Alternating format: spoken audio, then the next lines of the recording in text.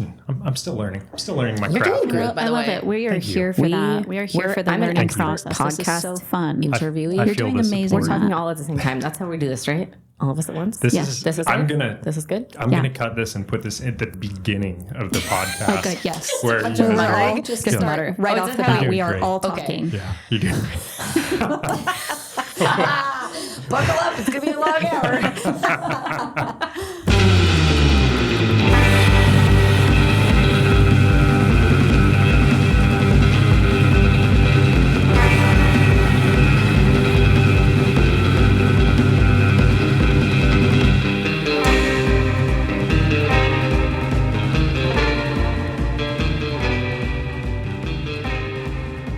Welcome back to the Behind the Mules podcast, where we feature small business stories of those people that are out there plowing every day, trying to cultivate something great from fairly modest inputs.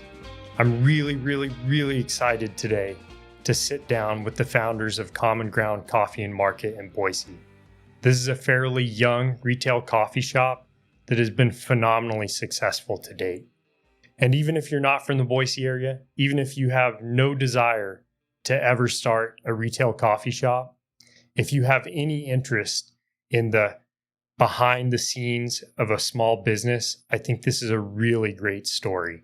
And I think if you are planning to start a business or are running a business already, their experiences are highly valuable because of how tough it actually is to make it in retail coffee. If you think about it, to be successful in a retail coffee shop, you often have to be somewhere that gets a lot of foot traffic or is on a highly visible avenue. And these places usually have a really steep rent. And you're selling a product, brewed coffee, that doesn't bring a high price. It's difficult. To date, the founders of Common Ground have been incredibly diligent as they've approached their business, and they've done a lot of creative things to be successful that I think many people will find interesting and valuable. I'd like to mention that our podcast is sponsored by my own coffee company, Cafe Mule. If you're interested in some coffee that supports outdoor causes, please check us out. Our website is cafemule.com, CAFEMULE.com. All right, let's get after it with Common Ground.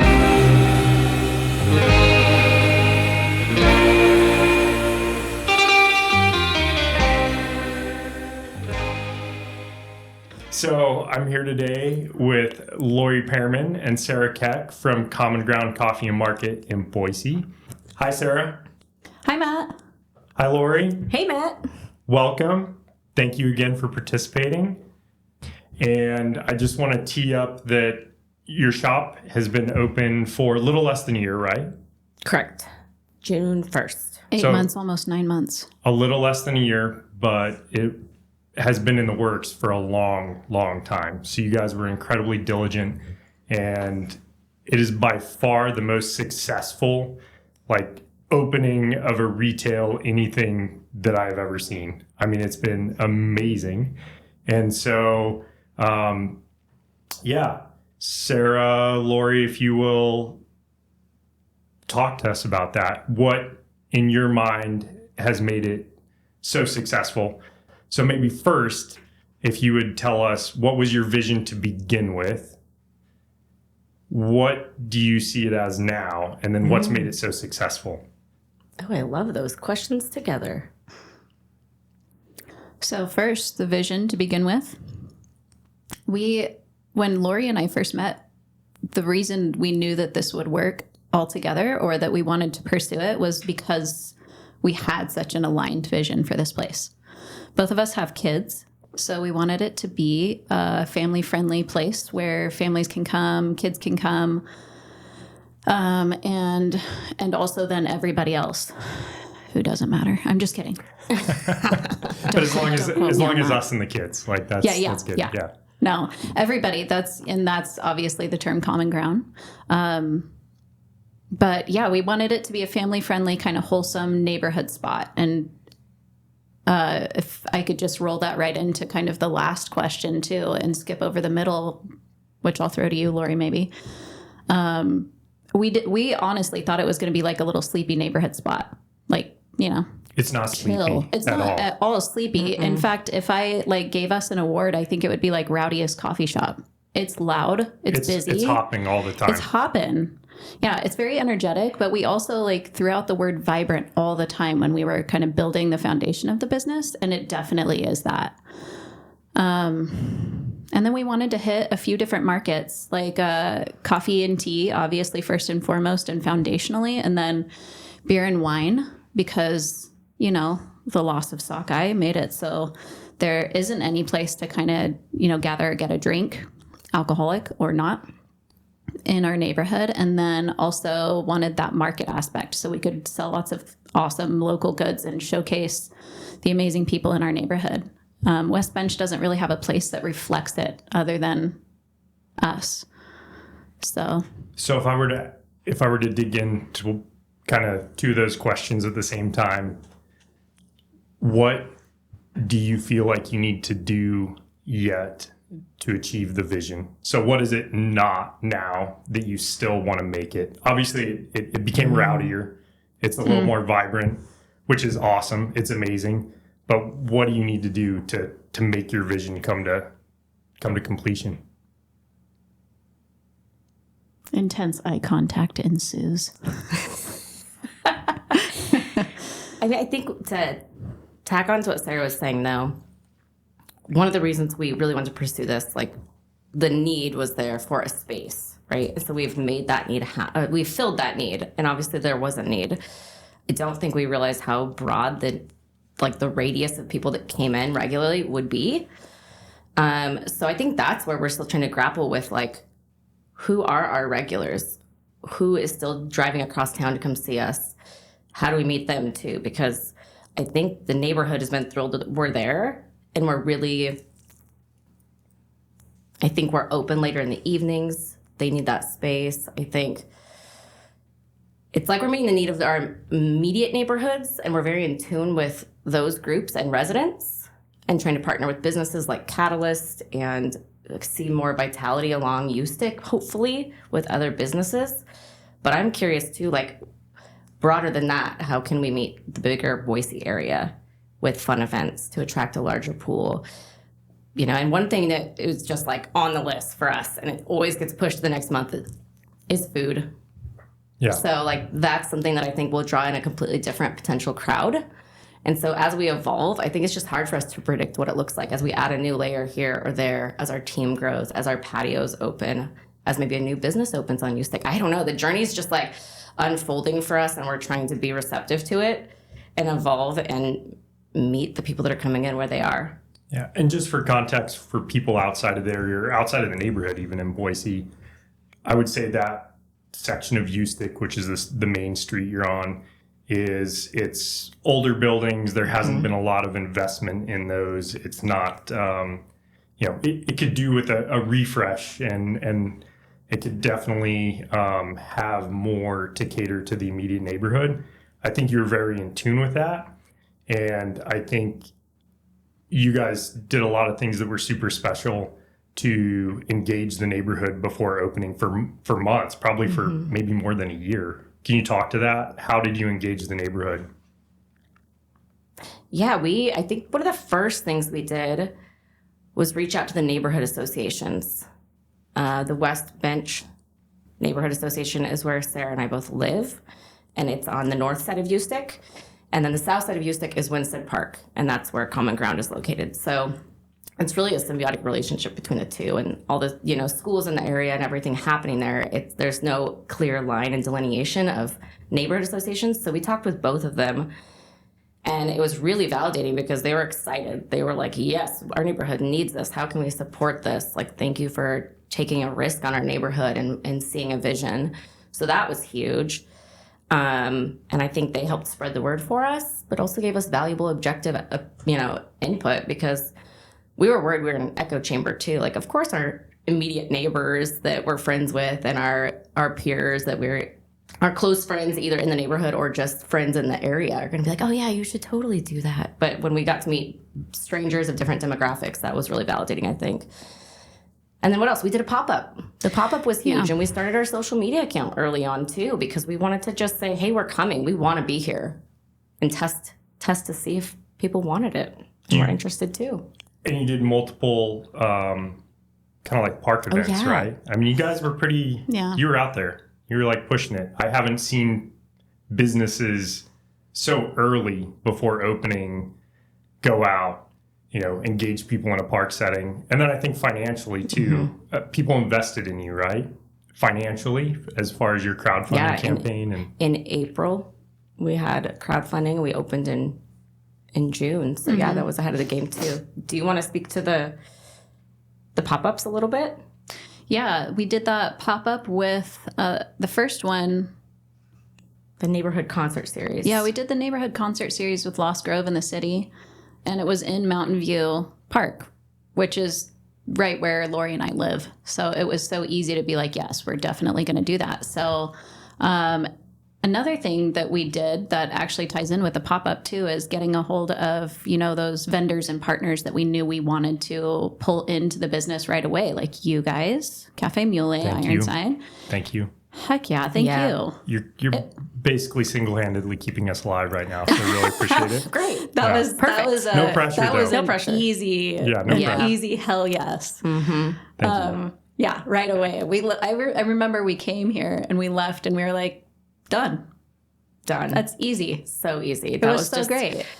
Delivered to us on a silver platter. You guys were so easy. Yeah, and then Earth Beverage was so helpful, so supportive, so wonderful. They actually let us borrow their, like a mobile kegerator, essentially, which allowed us to serve Earth root beer. They were experimenting with some root beer on tap and Cafe Mule cold brew at that pop-up. Because we had no products to sell and we had no way to make coffee. Nope. So we really leaned on it.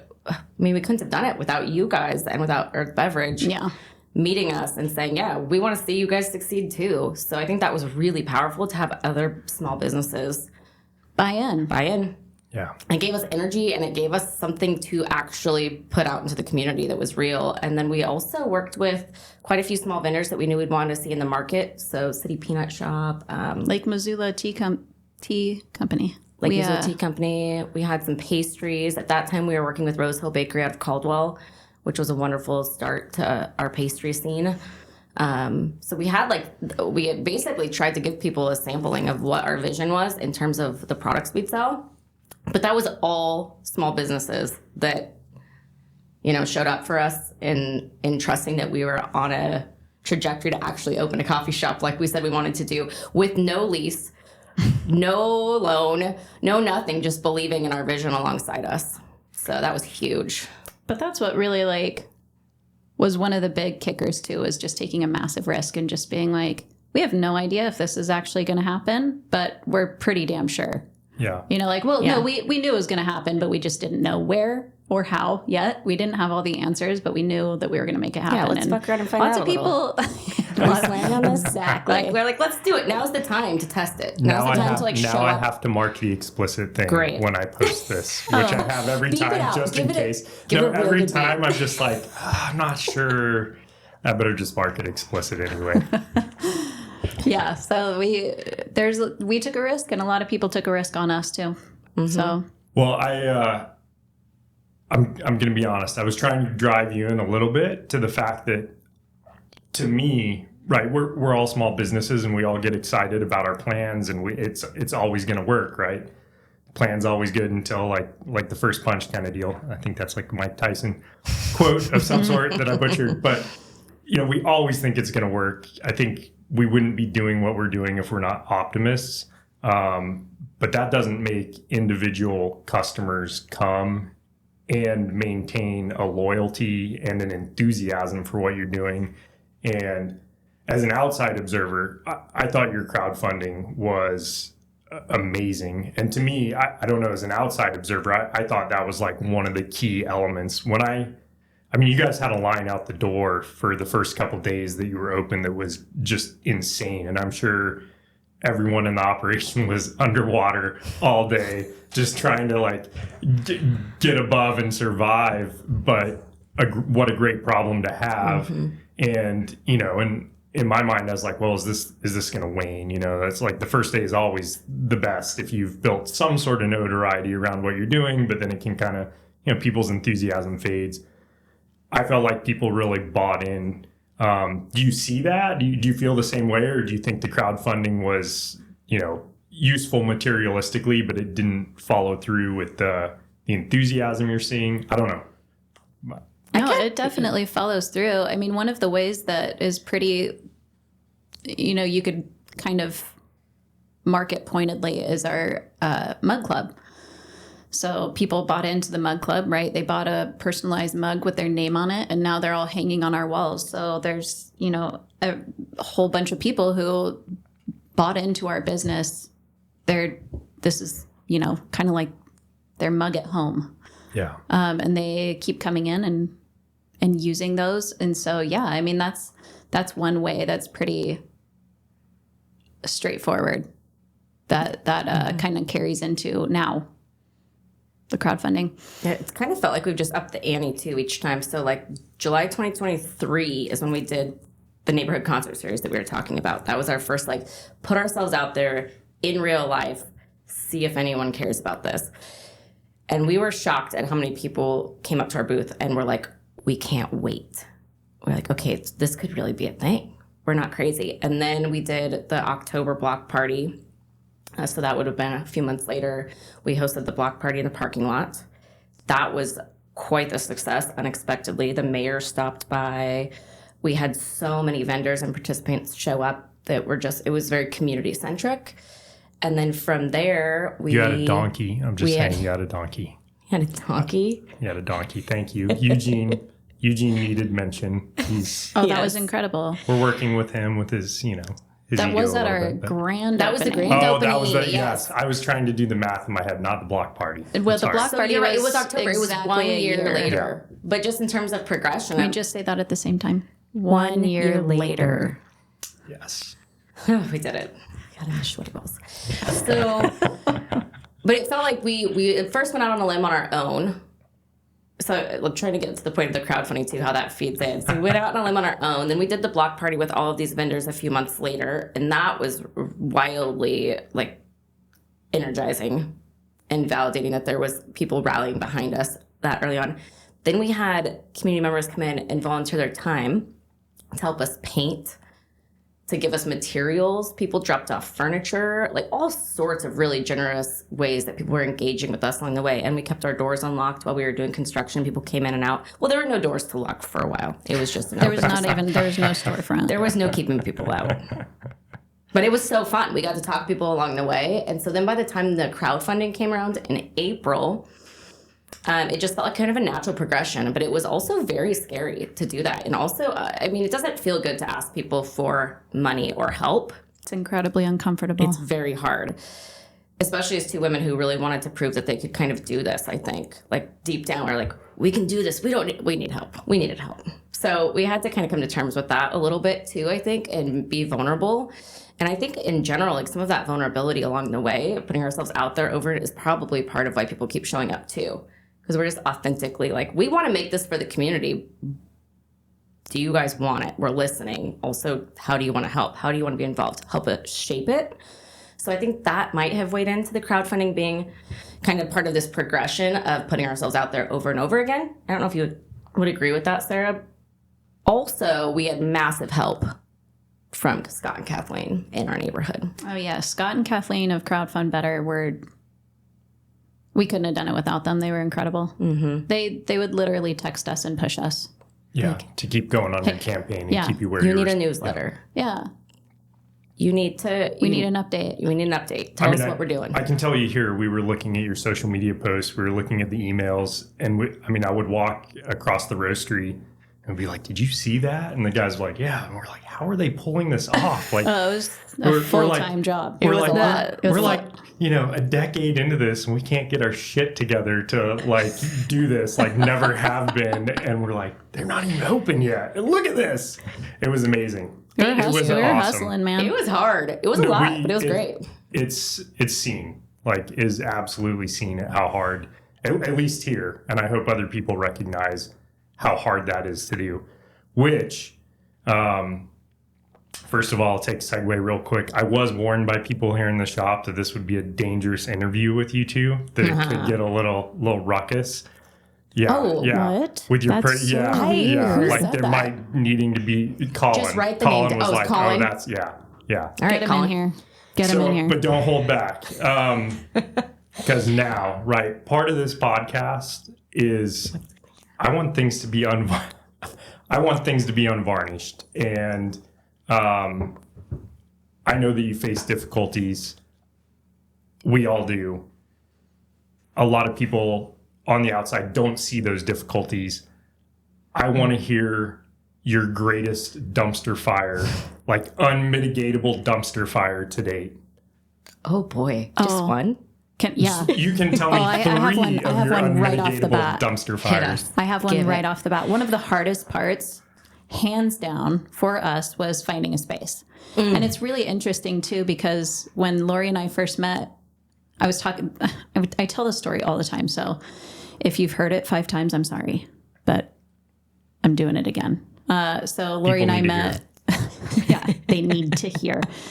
So Laurie and I met at a neighborhood gathering, and I was actually talking to her husband, Nick.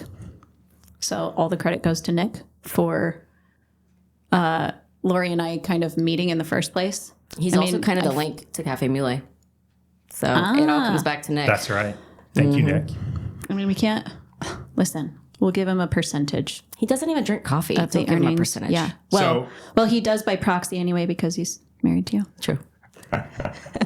Back on task. So what are we doing? anyway, What's happening? Nick, I was talking to Nick, and he essentially. This is what I was warned about right here. Oh yeah, I'm sorry. It's devolving. It's happening. It's exponential too. So, talking to him about, I think that he really cut to the chase, and he's like, "What are your hopes and dreams?" This is the first time I met the man, and I was like, "Oh, actually, I want to open a coffee shop, like right here in our neighborhood. I even have my eye on a space, you know." And I told him the space that we had our eye on, my eye on, which is where we are now. And he was like, "Oh my God, stay right here. You have to meet my wife." So he literally dragged Laurie over and was like, "Laurie, meet Sarah. Sarah, meet Laurie." And turns out that Laurie also had her eye on that particular space.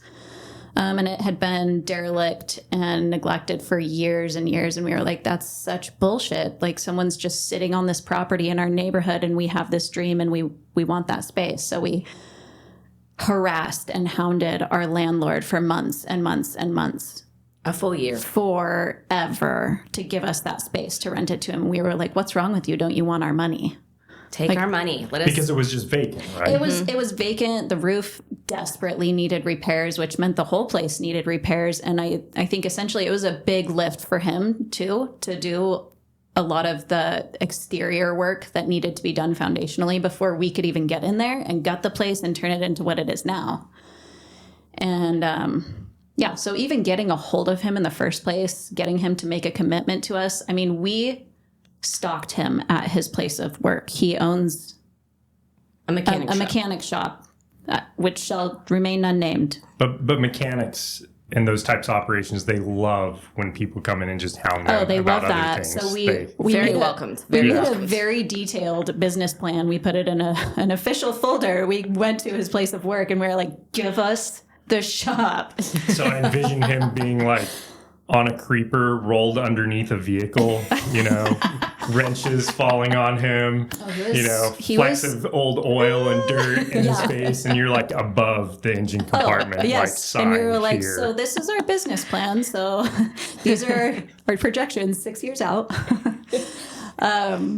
Yeah, so he did come to the front, sit down with us. He was so upset that we were visiting him that he was red and sweaty. And he just is kind of like that all the time. You're like, is that eye twitch? Do you normally have that twitch going on? Or? But yeah, we got so desperate because we couldn't get a commitment from him that we were like ready to knock on residents' doors across the street from Ustick because we had our eye on that space so specifically. We were like, nope, we're doing it here. We're going to knock on people's doors and ask if they're ready to sell their house and so we can turn it into a commercial space. Because that was around the time the city's zoning code was changing. We're like, maybe we can lean into that. Yeah. Maybe that's our saving grace. That's commitment. And we looked everywhere until we finally broke him down. I mean, and lease negotiations, even once we got to the point of like, he was open to it and he was actively working on the building. Yeah. The lease negotiations just with having the document in hand took over a month and were so stressful. It was. Yeah, we were crying. I'm sure we made him we cry. called so many people and tried to get like input, help, guidance, objective information, commercial realtors, brokers. Yeah, just what are we missing here? Like, how can we give this person money and make his empty building, better without like doing ourselves in the process somehow? Like the contract was not in our favor, so. In the end, I mean, he actually came our way quite a bit on the things that were big holdups for us, but it was a lot of anxiety and a lot of unknowns. And, and this is the point of we're doing all of this like sweating, just pools of sweat for not even knowing if the coffee shop would be a success. And so you're like, are we doing the right thing? I mean, we knew we were, but it was so nice to have a partner in that. I can't fathom if either of us had tried to do this alone, how stressful it would have been solo. So it really tested our partnership too out of the gate in a really good way to be like, we can lean on each other. We're in this together. This is a huge challenge. We shall overcome. Yeah, there were times where we were like, what angle should we come at this from? We'd have discussions, endless discussions on that. And we would, there would be tense moments, not like terrible, but ultimately it made us lean into each other more instead of like driving us apart.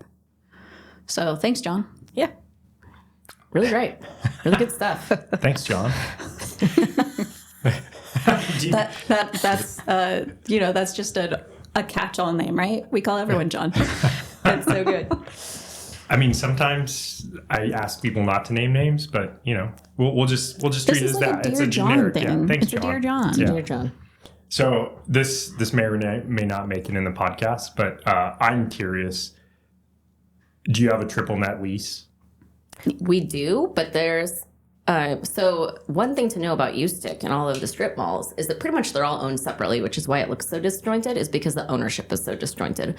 So we have triple net. But it's really just insurance and property taxes. There's no like maintenance. It's not a very hefty like package for triple net. And then were you able to negotiate in tenant improvements? Because for what you're doing, like a build out can be significant. It was very significant. Yeah, only the tiniest bit were we able to negotiate with him. Which was basically a runway to do construction with no rent. So we had, was it 6 months? No rent, I think, out of the gate. And we also asked for him to fix the sidewalks, which he did. Yep, and he took care of the roof and Thanks, the John. storefront, and we did the entire interior. Thanks, John. Cool. This is a new thing now. I have a picture of Laurie standing in what is now our back bathroom with just the sky over her head. There's no roof at all. And John's somewhere up there, fixing it. Yeah, he did it.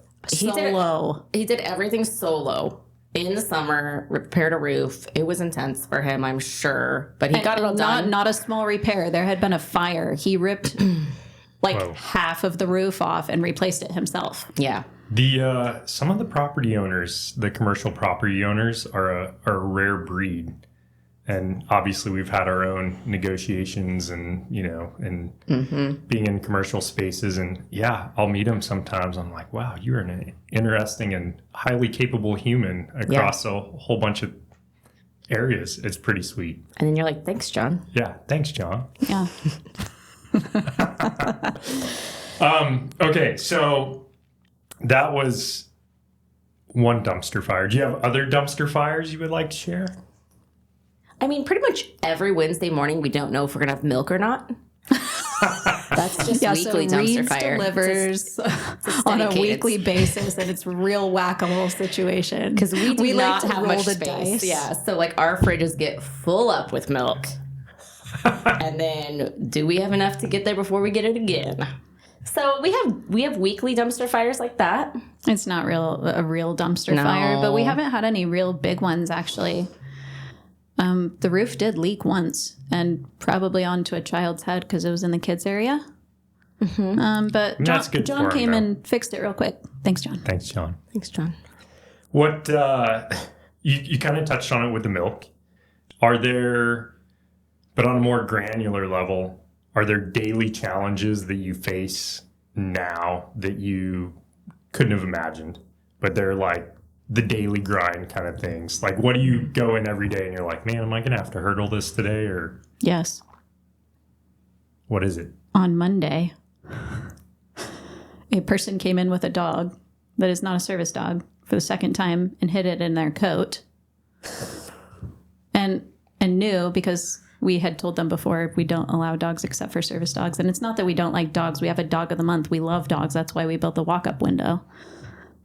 But like stuff like that, we just don't want to have to deal with, you know, like it's people. Yeah. And we love people. Literally 99.9% of people who come into the shop are the kindest, most respectful, wonderful humans. And then you'll just get like those wild cards that you're like, why would I be asking this person to take their dog out of their coat and out of the coffee shop on a Monday? Why would I be doing this? But we asked for it. We love working with the public. Is there a dog in your coat? Yeah. No, we love working with the public, but you know, they're humans. And humans do crazy, weird shit. No, they do. And they do things. And we love it. We love the whole, like, if everything was normal, we'd have no good stories. Yeah. No, I think you have a significantly greater retail presence, right? You touch the public a lot more than we do. Kind of our business model is a little more wholesale, but we do direct to consumer sales. And we've had those things where, you know, obviously you can't physically impede a person from walking into your shop with a dog hidden in their coat. You know, how would you know, right? Like, you can't make that not be a thing. It just becomes an issue you have to address. And, you know, at the same time, it's like, man, you want to be really nice, but we get these people that will, for the longest time, we had a website that would not allow us to provide a shipping option that was specific to the Boise area. So we do free local deliveries in like Boise, Meridian, Eagle. And incredible. Yeah, we love doing that. Like, it's our favorite, right? Like, if I'm proud of anything that we can do, you know, aside from on the trails, like I'm so proud of what we do on the trails and interacting with people, but I'm incredibly proud that we can like actually have our people put a bag of coffee on someone's doorstep. It's so wholesome and like old school. I love it so much. I love that. Like, I don't ever want to get rid of that, but you know, in order for people to order that coffee, they have to order online. Mm-hmm. For the longest time, we could not get a website that would differentiate between a Boise area zip code and another zip code, say in Salmon, Idaho, or Coeur d'Alene, Idaho. And so we just like put I'm talking like the biggest capital letters I could possibly put in on the shipping option when people would go to the checkout page of our thing that said Boise, Meridian, Eagle only. And I gave all the crossroads. Like, if you're within here, like, you know, if the only part didn't do it, it's like, here's all the crossroads. And we'll have, you know, we've since been able to fix this with some technology updates that had nothing to do with us. It was just, you know, Shopify ended up doing things that allowed us to change this. But for the longest time, we would get people order in that were clearly outside of the area. They would select free shipping. And then we were in this super awkward situation to tell them like, hey, you know, I know that you live in wherever that's, you know, 300 miles from here. We can't afford to ship this to you because we wouldn't make any money on the coffee. And then they get upset, potentially. I mean, no one ever really threw a huge fit, but what some customers would do would keep reordering with the free shipping after that conversation. Oh, honeys. You're like, oh, that's good. What do I do with you? You know, like, yeah. Like I've called you and I'm very like, I want to make the personal, you know, interpersonal connection. Like, I will call them. I'll be like, hey, and I always tell them, I'm like, look, I grew up in rural Wyoming. You know, I lived 5 miles outside of what was already a very small town. Like, I thought delivery pizza was just like a Hollywood thing. Like, I never in my life would have expected a pizza delivery person to show up on my front door. So, like, I get it. Like, I'm not being angry with you because I'm not like excluding you because you're, you live far out. But it is wild. And I've had some just like weird attitudes to that. And I don't like that because that's like the 1% of the 1%. Exactly. I think that's like, okay, that's making me think of things where it's like you would love to be able to do that for someone because as a human, like, I'd love to send you your coffee for free. Or we'd love to remake your drink when you forgot to order oat milk. Yeah. But you actually needed oat milk for free. But we're a business, and if we do that too many times, we won't be a business. Like, there's like this balance that has to be struck. So I think that's an interesting one for us that we're still trying to figure out is like when we have to, like, when can we be kind and giving and generous and assume positive intent and do all of that, because that's of course what we would prefer to do. And when do we actually have to be like, nope, actually this would be too. That was you nailing it. Well, okay, and here's a good example of this one. You're gonna love Sarah it. just Sarah's mined gonna love a it. nailing of a nail into the wall. Yeah, and You Sarah's did. gonna You love nailed this it. one. I have a lease to look after as well, so please don't yeah, actually sorry. physically nail anything Yeah, into the wall. triple net won't cover Just- that. Yeah. So Fair enough. Sorry, Matt. Thank you. thanks, John. Sorry, Matt. Here's a fun one. We love that people want to stay in our shop and be comfy and enjoy themselves. But we have found one challenge that we did not predict is they will stay a very long time and take up precious space.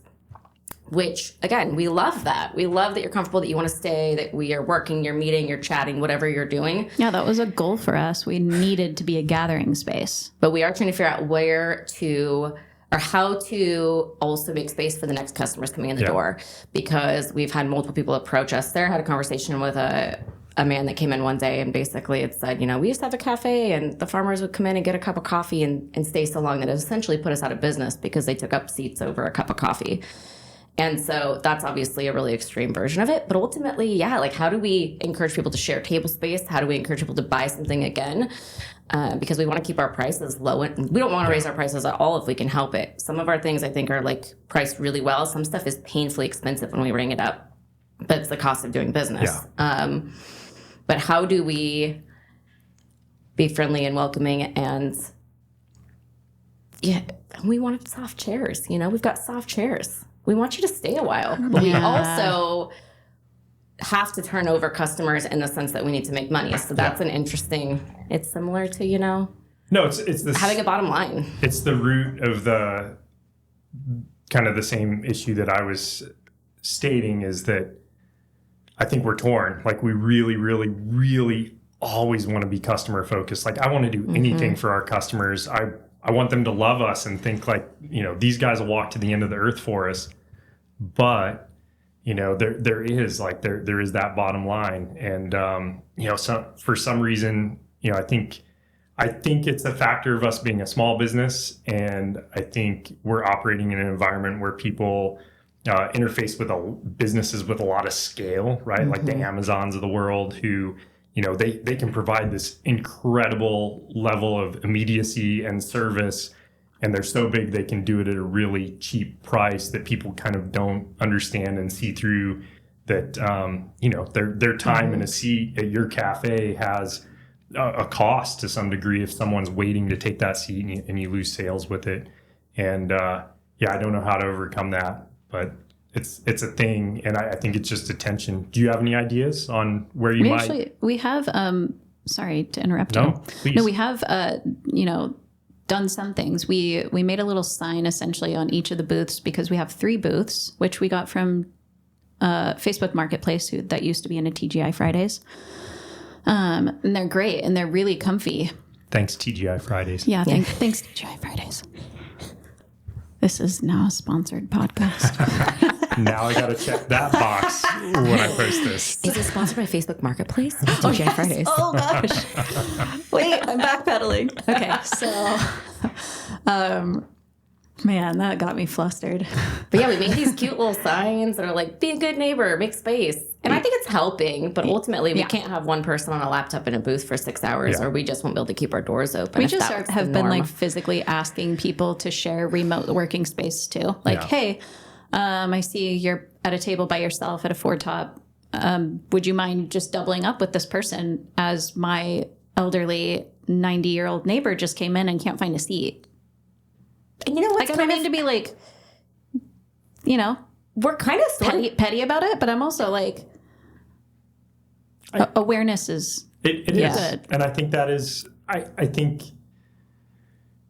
you share a dream that I had. Like, I wanted to get people together in a physical space, right? I wanted people to congregate on the trails, share a cup of coffee together, and do it physically, right? Like, look other people in the eyeballs, know that you're a part of this community. I think you very much, I don't want to put words in your mouth, but I think that's your vision that you've executed on, was like this physical space and people interacting. And I don't necessarily think, I mean, this is one person's opinion, but I don't think it's a bad thing for a little bit of awareness to be forced upon people and like, oh no, you've opted in to be a part of this community in this shop. You have a contract as a human to be aware of other humans. Yeah. That's just part of existence. You came out of your house today. That's what I was going to touch on too. It's like, if you're a remote worker, let's say, I've done this many a times, but you are feeling lonely at home and you want to go and get a change of scenery or be around humans, great. Maybe you don't need a full table by yourself. Maybe you meet a really cool other human who also could use some connection that day. Or you just share space quietly. Yeah, you can keep your headphones on, you know, but it's been met pretty well. I don't think I've had anyone who was resistant to sharing a table, which is pretty cool, because I do think we're setting a tone when you walk in the door that it's a friendly community space. It's welcoming. It's different than like a coffee shop where you walk in, you sit down and you work and you don't look around you. So I think that there is something in the air that's a little different that makes that conversation easier and people are more open to it. I just got goosebumps. But I also don't want to have that conversation 5 times a day. So we're open to ideas. Yeah. If anyone is interested in just popping in the shop and making rounds, just kidding. We just hire someone to tap people on the shoulder and ask to share space.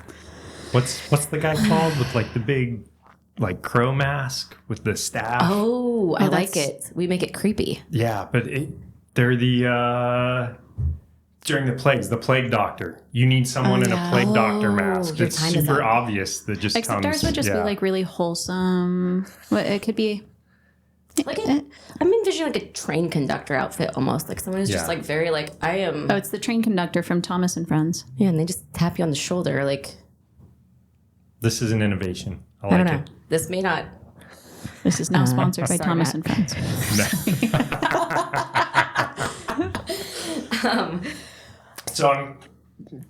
No, I lost it.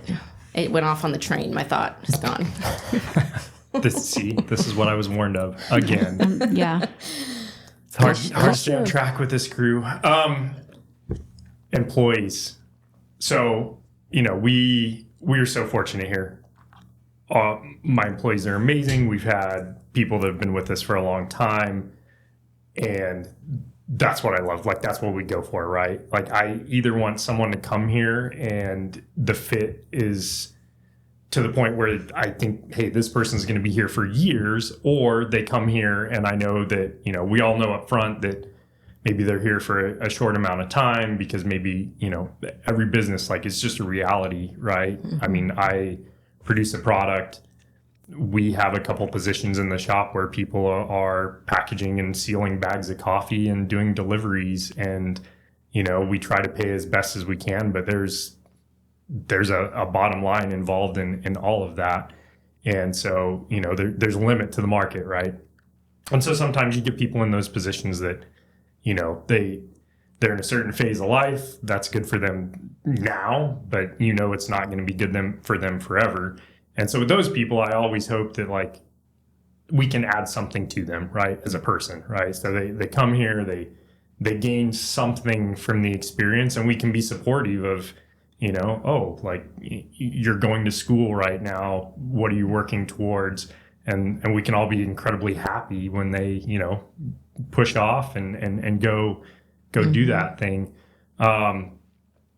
so that's always the desire. But once in a while, and it's been a long, long time, thankfully, knock on wood. But once in a while, you get the employee that's less desirable, and we definitely don't name names here. And I would like, I've buried all those skeletons, those terrible employees. I never. Thanks, Johns. Yeah. Have you had any unique employee experiences that have been befuddling? Like, where did this person come from? Why would they do that? Yes. Yeah, and I think like our realm of business, part-time baristas, for the most part. I mean, right now we don't have any full-time employees. It's going to be people who are always on their way to the next thing. Not always. Typically, we're going to have people that we're a stepping stone for. So I think it's going to be frequent that we won't have the luxury of what you're saying. You have a couple packagers and they're on their way. It's going to be a constant for us. The goal is that our revolving door spins slowly-ish. Yeah, we want to see people off into their next phase of life with having gained something from working with us and, spread their wings and fly. That's always the goal. But yeah, that does open the door to like having very temporary employees too. And I know you listened to our last podcast, and I have to apologize because I made a swipe at baristas and the fact that we How dare you? I know, but that we purposely became kind of production focused because of that, right? Like I wanted less of a revolving door employee wise, and I wanted to be able, to employ people hopefully for years. And even, our positions that we can't pay as highly because of what they are. Like I hope they're here for a while. I think that having a number of baristas and knowing that they're part-time and somewhat temporary, that is clearly a challenge from a cultural standpoint. And what is your vision for the culture of your operation if you're an employee there?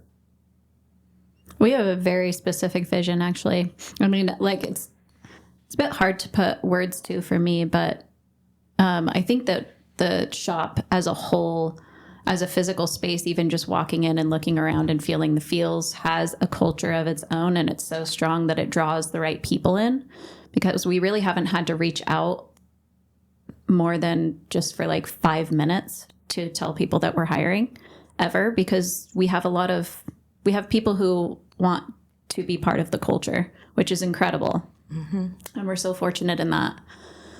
But like, for instance, I feel like, maybe everybody says this, but I do feel like our crew is incredible. I mean, they're such unique, beautiful individuals, and we're all very close, and we communicate very closely, and we watch out for each other and, build each other up and support each other. We just started a book club. Specific as a to crew? Yeah. That's awesome. Laurie came up with the name. You have to say it. Oh, goody. It's called Good Librations. Oh. Let that sink in for a minute.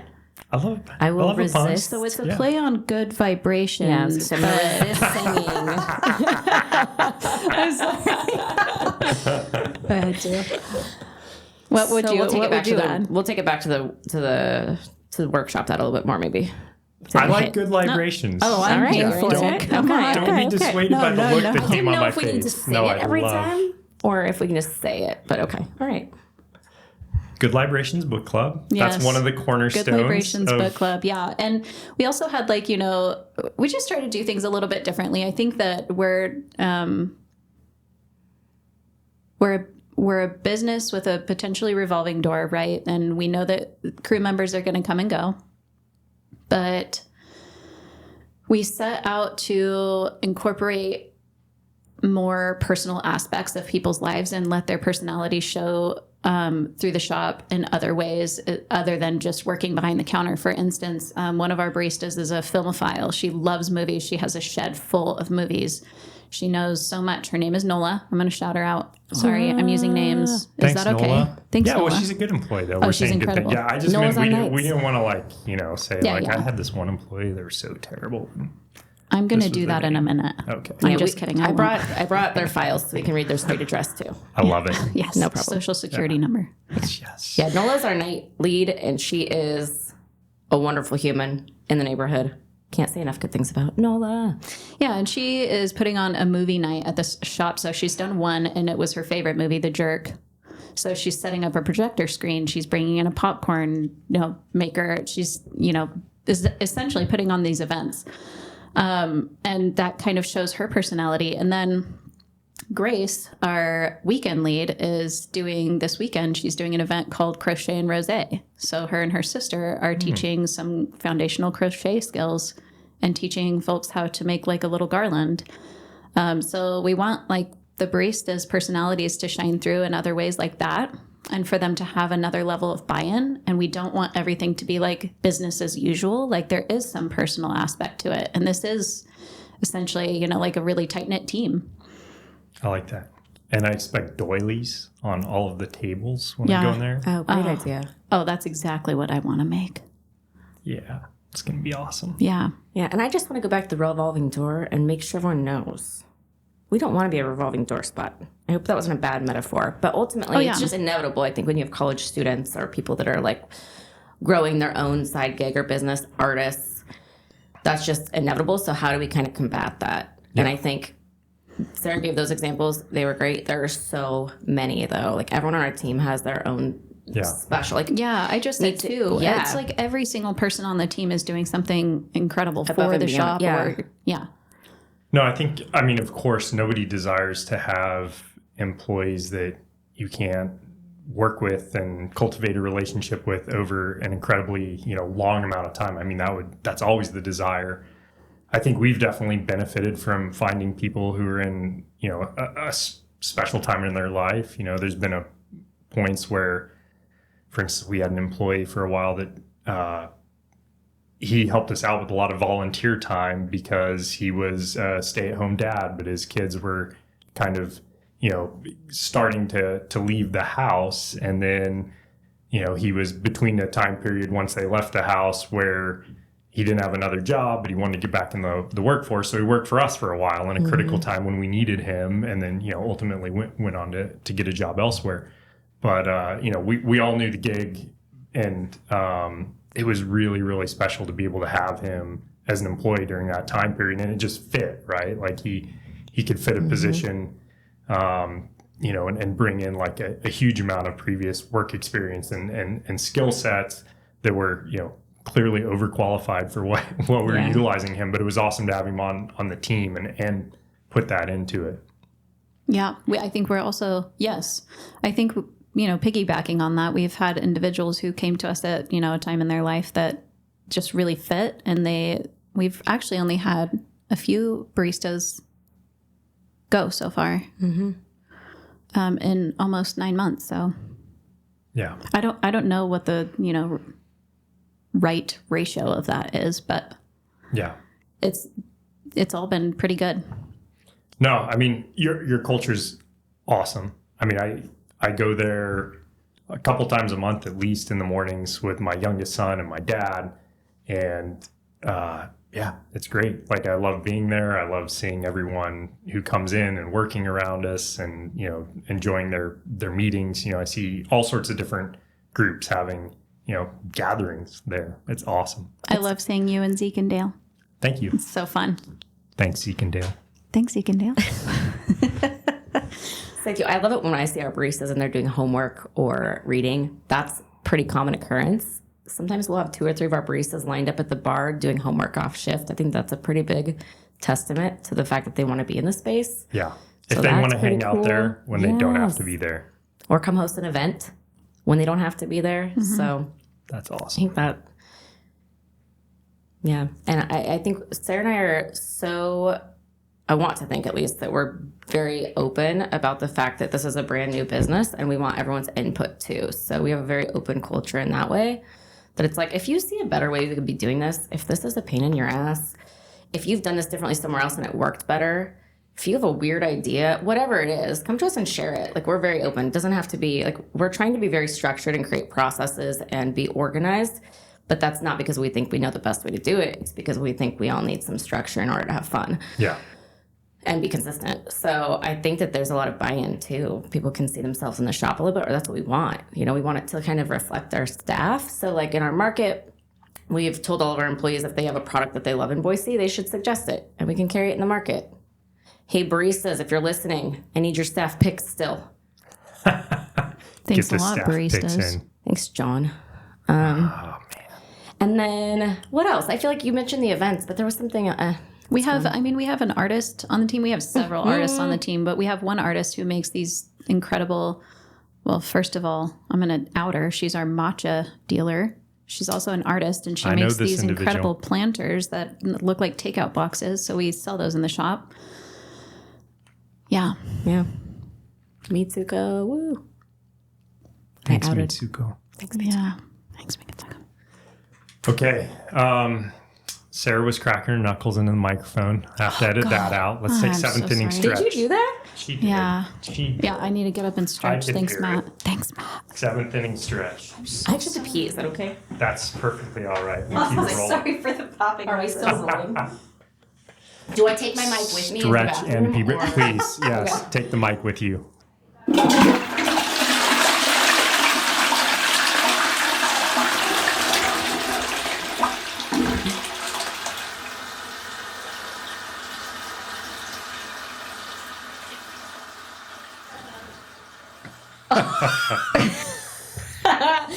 We have so much fun, though. Oh my god. We have a lot of fun. Thanks for this, by the way. This is fun. No, thank you. Yeah. That was definitely the seventh inning. I feel like I have a few more questions, if you're willing. Do you want us to answer any of them at the exact same time? Just All see of how it them. goes. Yeah. All of If Okay, we need to hold hands. simultaneously, it makes editing so much easier too. If you guys would both just talk over one another, saying it's a separate layering. things. Yes. Yeah. Ooh, Yeah. we're definitely not going to say the same thing. It's going to get weird. How would you? Now let's start with that one. Like, have there been any other small businesses in the community that have put you in an awkward situation? Yeah, for sure. Yeah, I mean, just and again, like it comes down to like human stuff. It's the way they present themselves and conduct themselves inside the shop when they come in as the ambassador of their business. Oh my goodness, you're not talking to me, are you? Right Oh, now? I absolutely am talking about you, Matt. This is the perfect place to address it. So I've been Sorry, wanting Matt. to talk to you about this, and this is a safe space, right?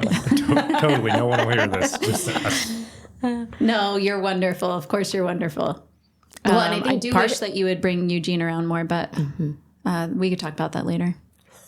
It's also in stark contrast, too. We've had so many great partners and people who have lifted us up that I think then it makes it easier to see things that are not necessarily a big deal, but it's just different when you work with some people and you've had an experience that doesn't quite feel as supportive or as like assuming positive intent as you are trying to do to all of your partners, because ultimately as small businesses, the goal is that you're all thriving, right? So, And there are some small businesses who have reached a certain level of success that are not very humble about it.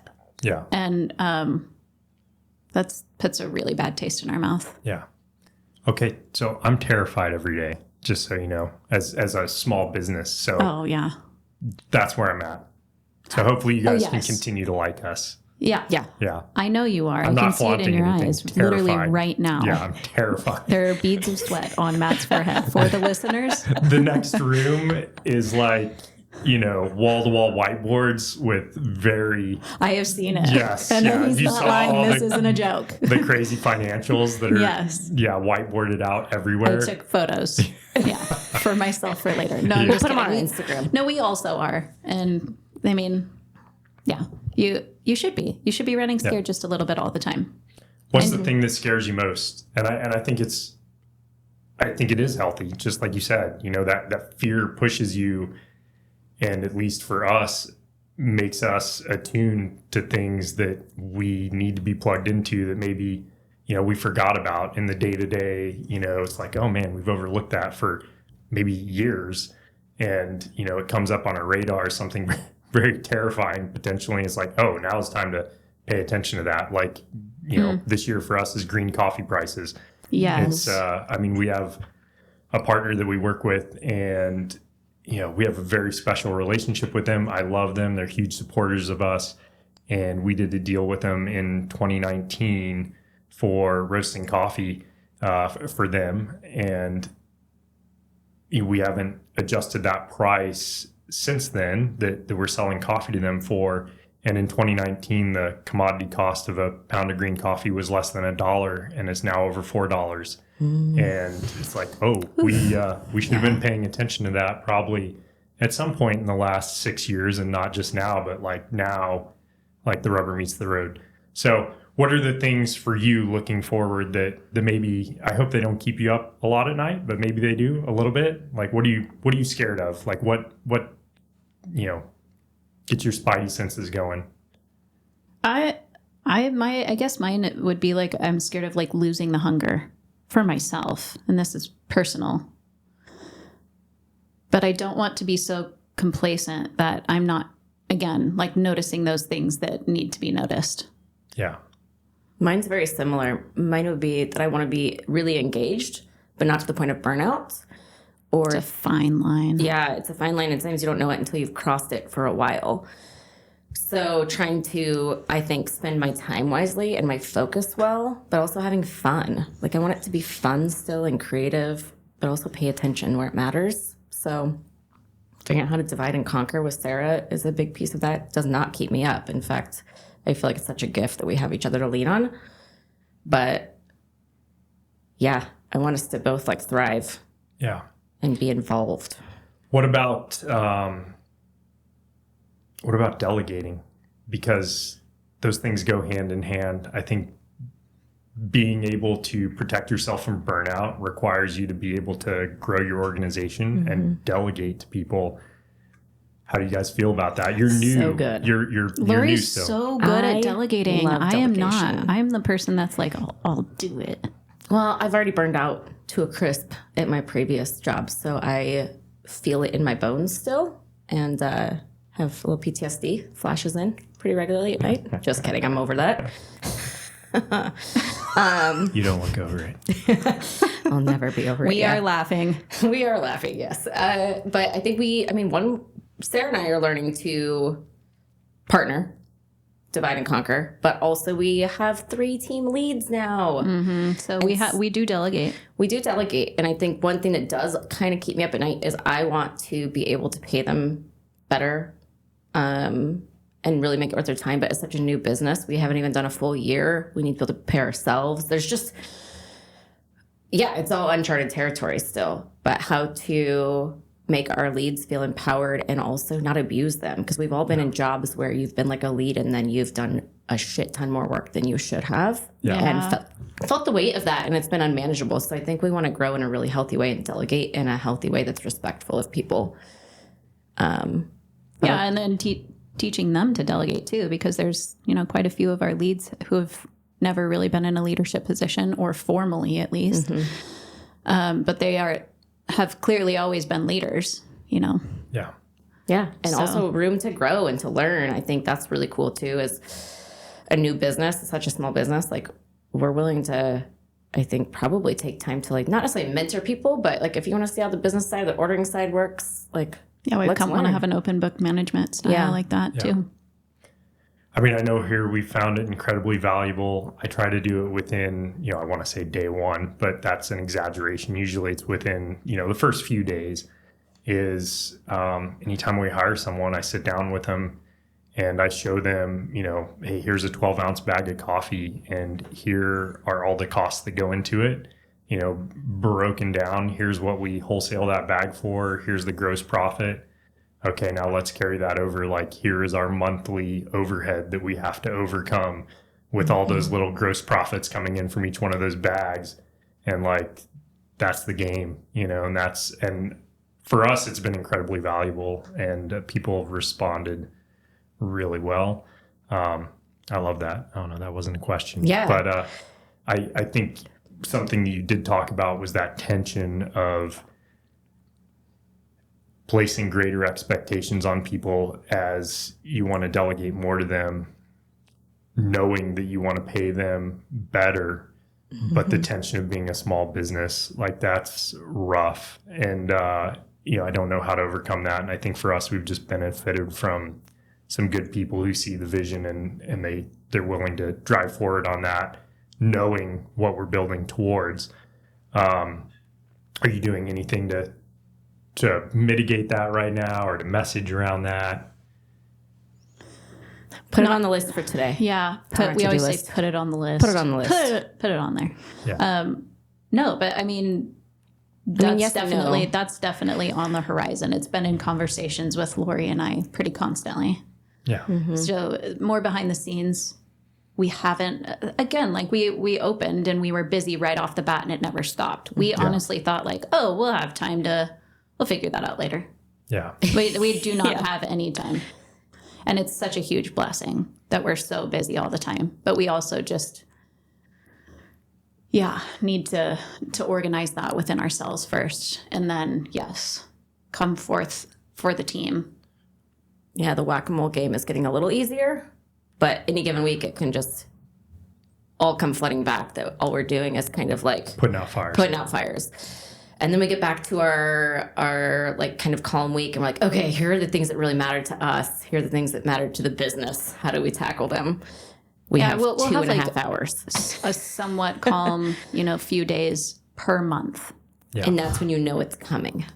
Yeah. I feel so relaxed and on top of it right now. Suspiciously Oh, God. so. Don't get lulled. So what is your greatest, I think for me, running this business has just been a chicken and egg problem in repetition over and over and over and over again. And sometimes those are different, but a lot of times there's like a theme. What is the greatest kind of chicken and egg predicament that you feel like you've faced in your business today? Being as busy as we are. Yeah, the busyness makes us need to staff more. The extra staffing brings our bottom line down. Yep. We get busier, we staff more, et cetera, on a loop probably forever. Yeah. Mm-hmm. Okay. Cool. Yeah, so you're not alone, Matt. We're just I totally knew. Yeah. we're all in it together. I know I'm not alone. I think that's just universal to everyone in a small business. But I think it's so much more personal when you're a small team and you're one of the owners and the founders. When I worked, in a large corporation, I worked for Deloitte Consulting. They're this 160,000 person organization at the time. And, of course they have like frictions and chicken and egg kind of dilemmas. But when you're just like the hired gun for them, you don't feel that. Like you don't go home, strategizing, how do I overcome this? And what step do I take first to overcome it? And then what does that lead to? And that's just not a part of your calculus. Yeah. Truly. We've had a lot of good advice, I feel like, from a few different business owners in town. Other people like, you got to spend money to make money. Like, don't have a scarcity mentality, kind of just trust that it will work. And those things feel kind of like Counterintuitive. And also like they're not very concrete, right? They're just a wish and a hope a little bit. But I do think there's that mentality helps too, to be like, okay, this is going to work out. We will make it work. And it's on us to do, but don't freak out about it. Yeah. Like when we first started, we hired 6 part-time baristas. Do you remember the weight of that, Sarah? Being like, oh my God, we're responsible for 6 people now and we have to pay payroll. And will we be able to? And now we're up to 12, 13. And it feels much easier. 12 and 13, yes. And we're like, we need more. And it feels like manageable, doable, right? And that's just been, what did we say, 8-ish months, 9 months? And I see growth for us on the horizon, but yeah, it's the pace at which you grow and expand and doing it in a way too where you retain your culture. Yeah, we've watched also, everybody's watched a business grow too quickly. We definitely didn't want to do that either, but some of it is uncontrollable. Yeah. What's the worst advice that you've ever been given by another business? And when did I give it to you? Yeah, that is the question. Oh boy. Jeopardy music ensues. Oh yeah.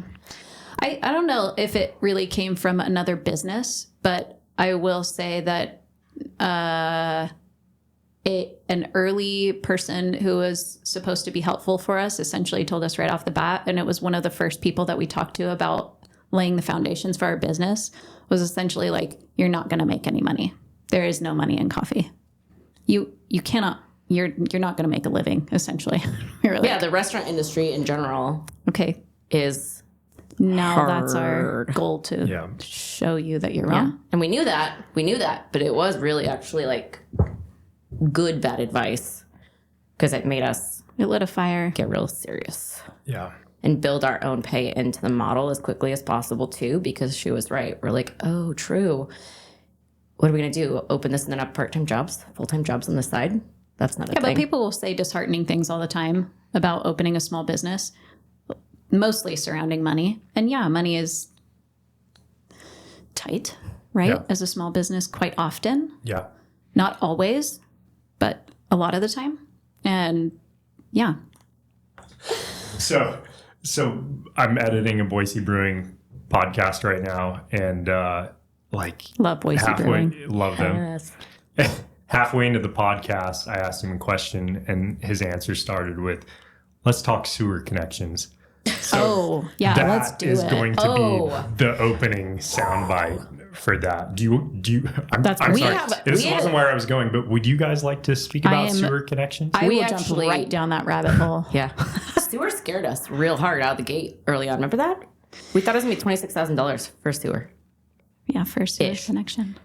So, yeah, I'm having PTSD now. Didn't happen. We got to go. Well, that's it. Bye. So the question, I know we are, I'm watching the time. We're not, so thank you. Yeah. Okay. No, we just had to go because of the sewer connection question. I'm fast becoming the sewer connection podcast, which is, it serves a very, very small and specific demographic. Yeah. It's very passionate, though. Yeah. Extremely passionate. Get the watershed in here. So the question, I love the watershed, by the way. If you have young children and you want to take them somewhere fun, spring break here, like 5 or 6 year old children. No, that's perfect. The watershed. Boise watershed. Some people go to Disneyland for spring break. I'll be going to the watershed. Yep. So yeah, that sounds great. Yeah. Perfect. They pay us. I had to work that in. I knew it. Thanks, Boise Watershed.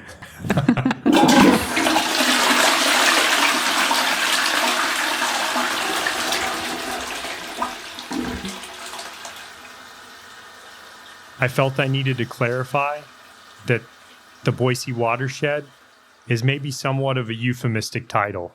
This is actually our sewage treatment facility, though they do have a really cool play area and some awesome exhibits to look at in their facility. I mean, if you're into poop.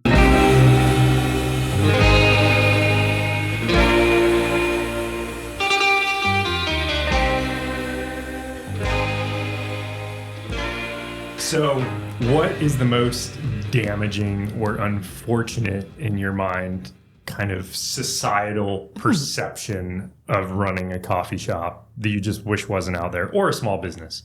That you never pay yourself. You have to pay yourself. You have to make a living. We've heard by so many people that even my own mother owned a restaurant, and she was like, I just never paid myself. And I'm like, how did you buy food and feed us? You did pay yourself. It's a job. I don't understand what people are saying when they say that. I mean, we could dive further into that. And I think I know on the surface what they're saying, but it is damaging and terrible. Yeah. Yeah, we martyr ourselves enough. I don't think we also need to martyr ourselves in our how to make a living.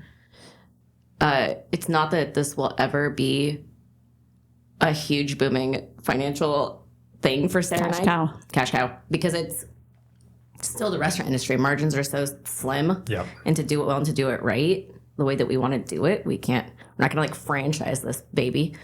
But, I don't know. It's too soon to say. Put it on the record. See if we break it. Franchise I gave possible. Laurie eyes just now.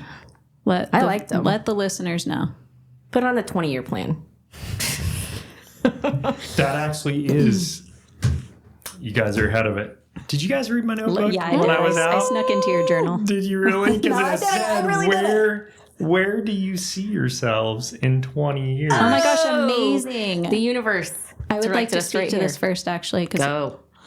Okay, when Laurie and I were first talking about, laying the foundation for the business, that we were, getting to know each other and our goals and all of that. And she essentially put that question to me, but I think it was more like 10 years. Where do you see yourself in 10 years? Do you still want to, be really active in the coffee shop? And I was like, oh my God, the foresight on this human. And it just blew me away. And I thought it was incredible. Such a great question. And then we both realized there's a possibility we don't see ourselves in the shop all the time and super active in 10 years. Maybe I go back to school and get my elementary ed degree and do that. Maybe we open another shop somewhere else. The possibilities are endless. We don't have our finger on that pulse quite immediately. At least I don't. Laurie, 20 years.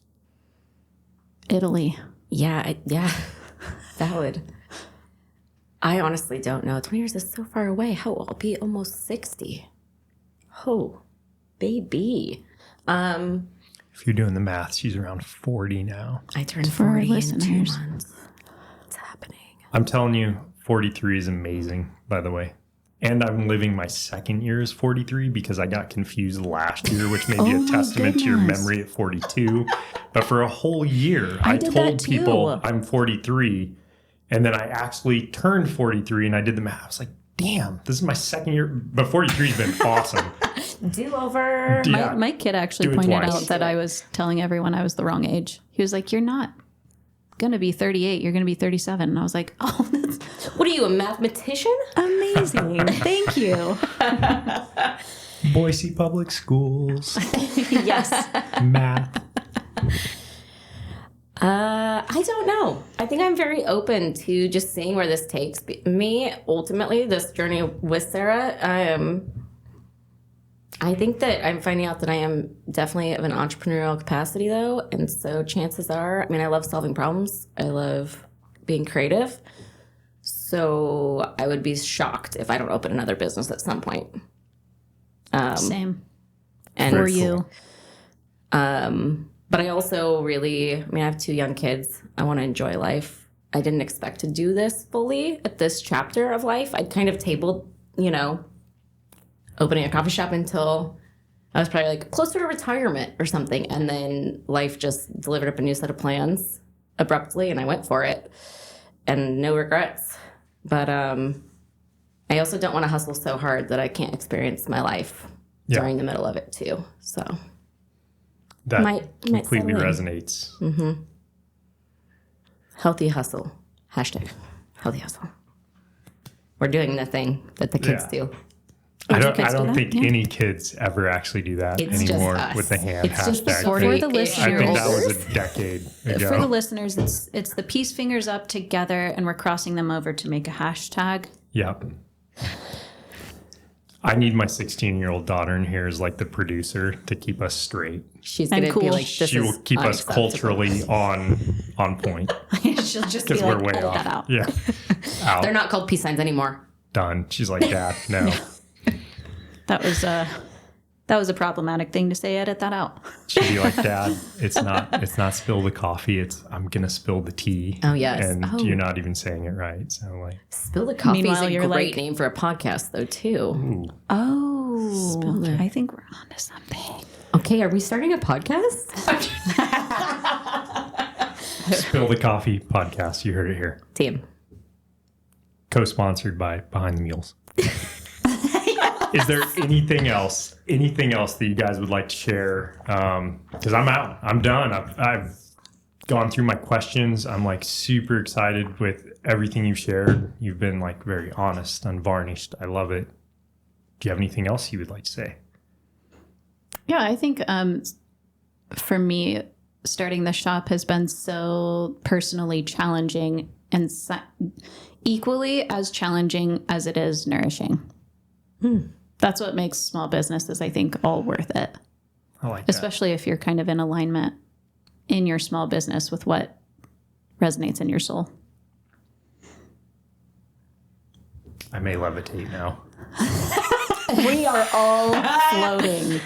I don't know. I think something that's been unexpected for me is just how much the business side, the striving for this and the work realm of it has given to my personal life. You know, being balanced with Sarah, she brings so much awareness to me about how to function as a human and within my family and as a person. Like my self-growth has potentially even been harder than the business side of things. I think that kind of stuff comes pretty naturally to me. It's where my brain is automatically always going, but it's been fun to challenge myself while opening a small business to just evolve as a human and like myself more and be a better friend in person, I think.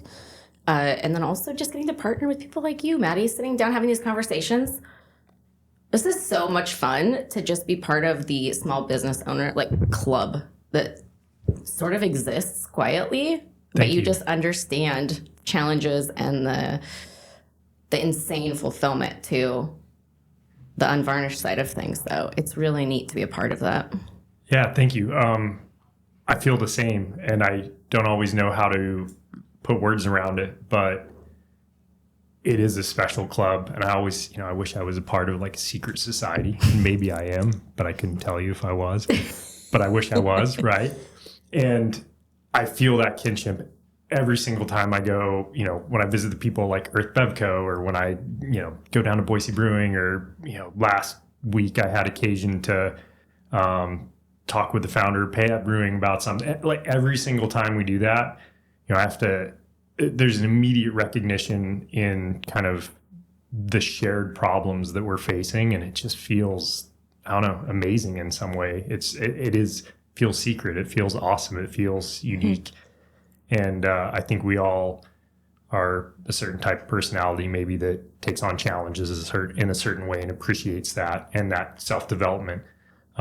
Though I got to say, I think talking to you, I'm going to retool how I focus on trying to do my own self-development while dealing with the ongoing shit show that is a small business. So thank you. You're amazing. I'm good at marketing myself, guys. It's not as good as it sounds. No, the challenge is always how to be the most human inside of a business. Yeah. And I got to say, one thing that's so fun is to earn money as a small business owner that people are bringing to you because they like your small business, and then get to go spend that money at another small business and feel so good about that. I did not expect how satisfying it is to be take my money. Yeah. Because you know how much it means to a small business owner. I've gone down a deep small business mule vertical. I'm wearing a shirt made by another mule related business. I have one showing up in the mail tomorrow by an additional mule related business. I mean, if you make something with a mule on it and you're a small business, I'm going to buy it right now. That's just where I'm at because it feels so good. I've been there, right? I ordered a shirt from this company the other day, and I got the email confirmation that it was coming, and I was order number 68, and I ordered a sweatshirt from them maybe 5 months ago, and I was ordered 38, 038 come up in the order number, and I was like, all right, this feels good. Yeah. Yes. But and for me, I don't Colin physically runs our payroll, but for years that was me here in the business, and I felt amazing every time I got to pay our people. That feels so good, just on that same level of oh, I'm doing something that is sustaining income coming into this business, and I get to turn around and I get to give it to someone who's in the boat rowing with us day in, day out, and going towards that same vision. Love that. Yes. When I'm stuffing the barista's envelopes with cash tips from the week, it is the most satisfying thing. Stuffing cash in envelopes. Yes, stuffing Who cash. doesn't want cash in an envelope with their name on it? Thank you, Matt. Yeah. Thank you so much again for coming in. I feel that same kinship towards you both, and I love everything you've done, and we remain completely in awe of what Common Ground Coffee and Market is, and it's going to be awesome to see where it goes. Impossible without you guys, so thank you. Amen, sister. and brother. Thanks, John. Thanks, John. Thanks, John.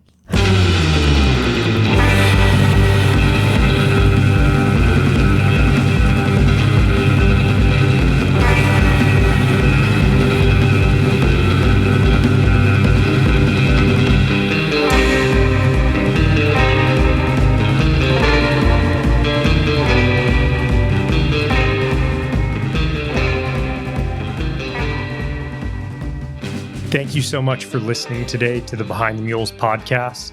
If you're not already a subscriber, I would hugely appreciate if you would subscribe to our podcast and share it with your friends. Thanks a lot. Thank you, Matt. That was super creepy.